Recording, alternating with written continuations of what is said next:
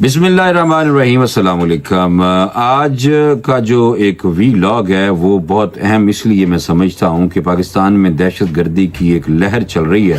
اور یہ دہشت گردی کی جو لہر ہے یہ ایک اندھی سی جنگ شروع کی ہوئی ہے ان لوگوں نے جو اسلام سے بھٹکے ہوئے ہیں، لیکن وہ درس دیتے ہیں ہمیں کہ جی ہم جہاد کر رہے ہیں۔ اب اس کے حوالے سے کہ یہ کس طرح کا جہاد ہے جس میں آپ مساجد پہ حملے کرتے ہیں، خود کش حملہ کرتے ہیں اور نمازیوں کو شہید کرتے ہیں، امام مساجد کو ان کی تراویح پڑھتے ہوئے ان کو شہید کر دیتے ہیں،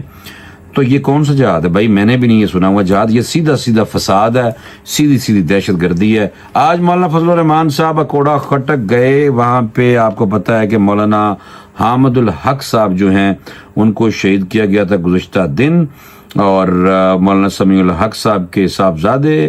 اکوڑا خٹک میں مولانا فضل الرحمان صاحب گئے ہیں، اور مولانا فضل الرحمان صاحب نے جو باتیں کی ہیں وہ بہت سارے لوگوں کے لیے میں کہتا ہوں کہ جو کان ہے نا وہ کھڑے ہو جانے چاہیے اور سوچنا چاہیے۔ ان لوگوں کو مولانا نے مخاطب کیا ہے کہ جو اس وقت پاکستان میں فساد برپا کر رہے ہیں۔ میں تھوڑا سا کلپ لازمی چلانا چاہوں گا مولانا فضل الرحمان صاحب کے کہ جو انہوں نے وہاں پہ جو ان کی تقریر کا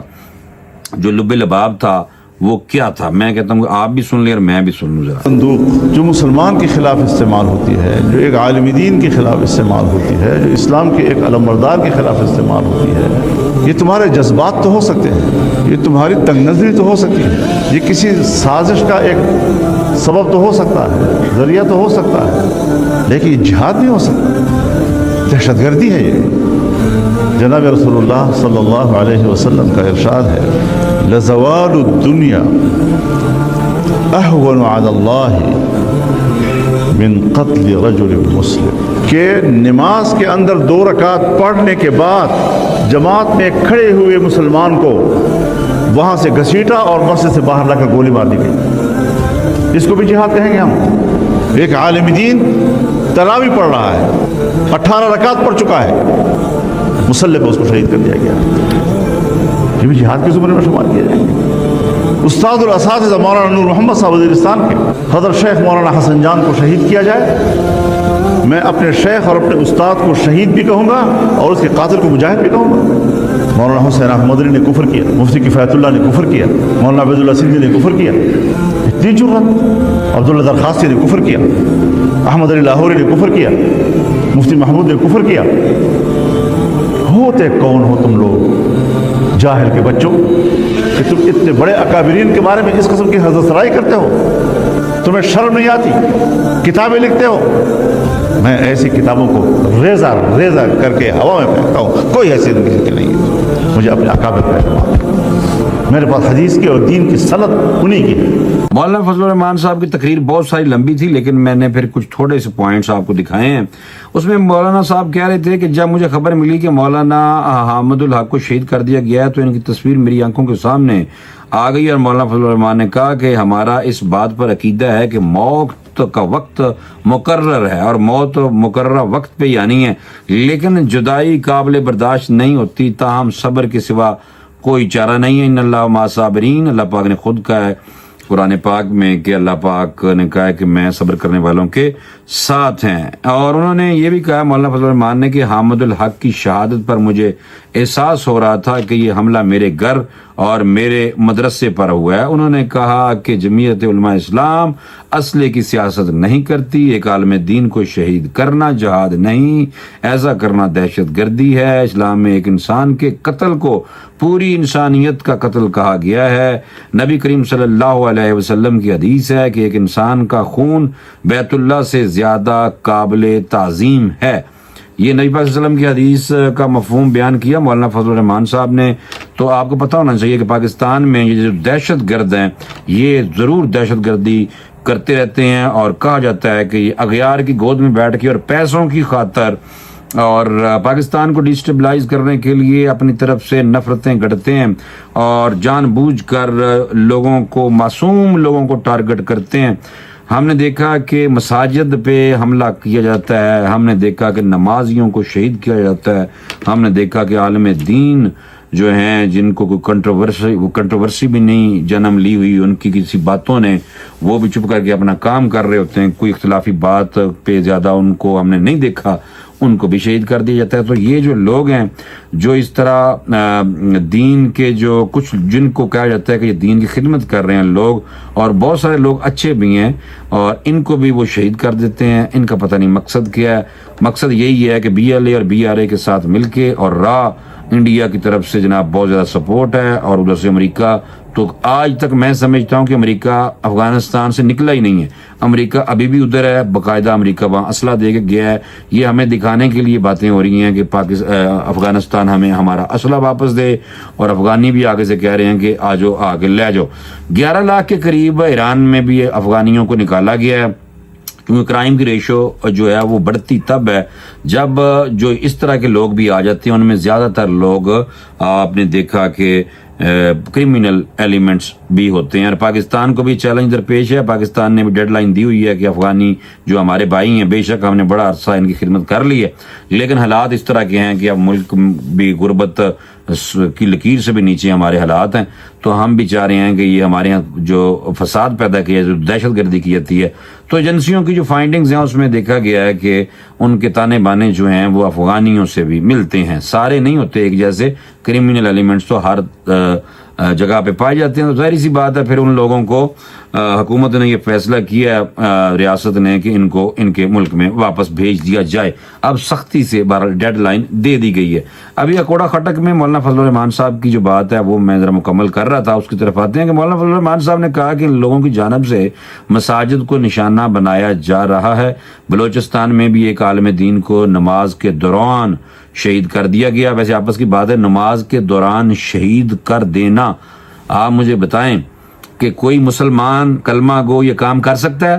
بالکل نہیں۔ تو یہ بھائی ان کو مسلمان نہ سمجھا جائے جو اس طرح کے کام کرتے ہیں۔ انہوں نے کہا کہ مدارس عالم دین ہمیشہ رہیں گے، مدارس بھی رہیں گے، اور دشمن پشیمان ہوگا، شرمندہ ہوگا۔ میں ایک مولوی ہوں اور مولوی کا بیٹا ہوں، ہم اپنے عقیدے اور نظریے کا تحفظ کریں گے۔ یہ مولانا فضل الرحمان صاحب نے بات کی ہے، اور مولانا فضل الرحمان صاحب نے بڑی سخت باتیں بھی کی ہیں اس حوالے سے، اور ان کا جو جواب ہے دہشت گردوں کو وہ کافی زیادہ لوگ اس پہ بات کر رہے ہیں۔ انہوں نے مزید کہا کہ عمرے کے سفر پر تھا، وہاں پر یہ افسوسناک خبر مجھے ملی تھی، جو صدمہ مجھے پہنچا اور اس کو الفاظ میں بیان نہیں کر سکتا تھا۔ اللہ تعالیٰ مولانا حامد الحق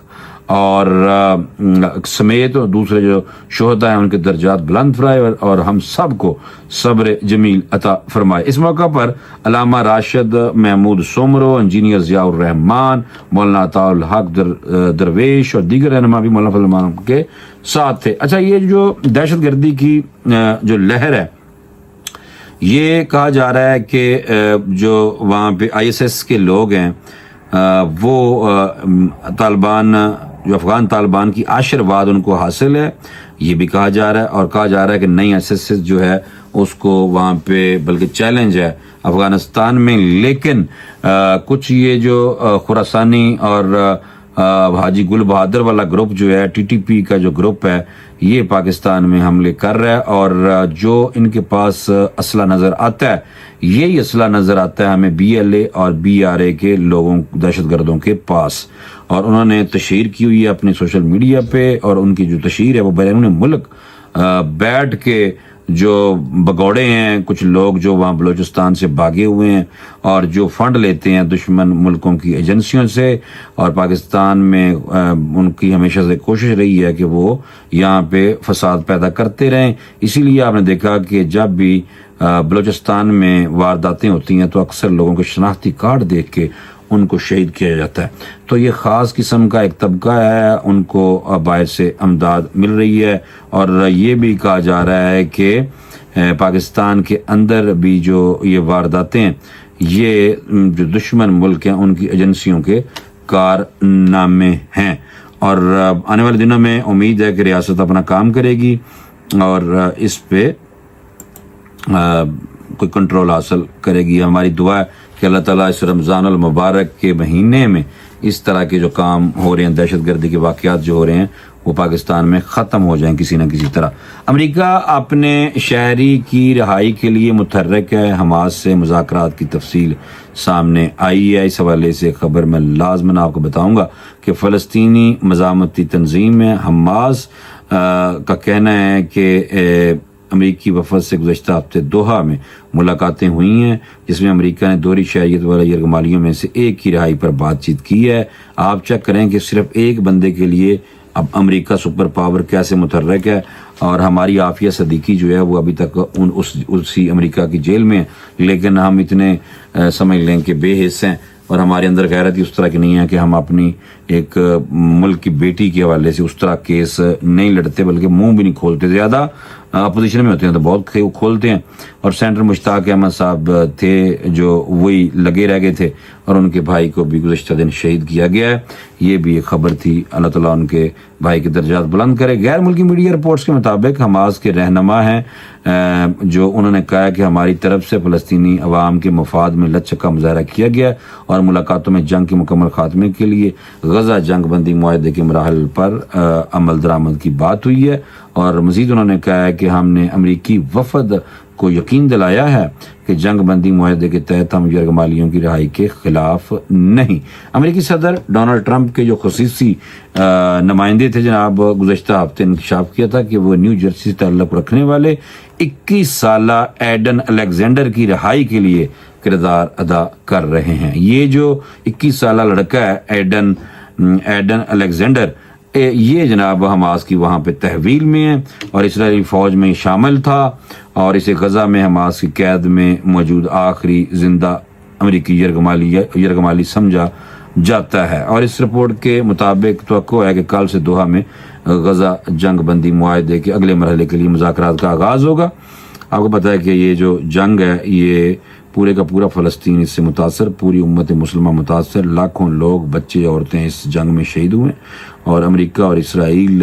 دونوں لگے ہوئے ہیں، اور گریٹر اسرائیل کی تکمیل کے لیے بھی یہ ممالک جو ہیں یہ آگے بڑھ رہے ہیں، اور نبی پاک صلی اللہ علیہ وسلم کی جو احادیث ہیں اس حوالے سے وہ بھی ہمارے سامنے ہیں کہ مسجد اقصیٰ کے ارد گرد کی جو لڑائی ہے، پھر عرب کے حوالے سے جو ہلاکتیں ہیں کہ جو شہادتیں ہوں گی، کہ اگر کسی عرب کے 7 بچے ہوں گے تو اس میں 7 بیٹے ہوں گے تو ان میں 6 شہید ہو جائیں گے، ایک بچے کا اتنا قتال ہونا ہے اس ایریے میں۔ تو ہم دیکھ رہے ہیں کہ وہ سارے کا سارا جو معاملہ ہے وہ اسی طرف جا رہا ہے، اور آنے والے دنوں میں